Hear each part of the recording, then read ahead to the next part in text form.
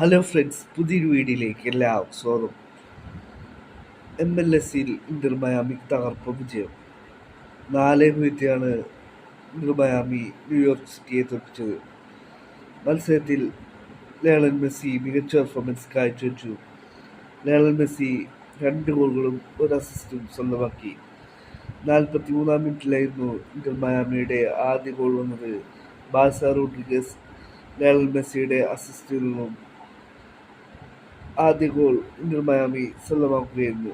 പിന്നീടായിരുന്നു Lionel മെസ്സിയുടെ 2 ഗോളുകൾ വന്നത്. 74-ാം മിനിറ്റിലും 86-ാം മിനിറ്റിലും ലയണൽ മെസ്സി ഗോളുകൾ കണ്ടെത്തി. ശേഷിക്കുന്ന ഒരു ഗോൾ സ്വന്തമാക്കിയത് സുവാരസ് ആയിരുന്നു. പെനാൽറ്റിയിലൂടെ ഗോൾ സ്വന്തമാക്കിയത്. ഈ ഒരു വിജയത്തോടെ ഇന്റർ മയാമി 29 കളിയിൽ നിന്നും 55 പോയിന്റുകളുമായി പോയിന്റ് ടേബിളിൽ നിലവിൽ 3-ാം സ്ഥാനത്താണുള്ളത്.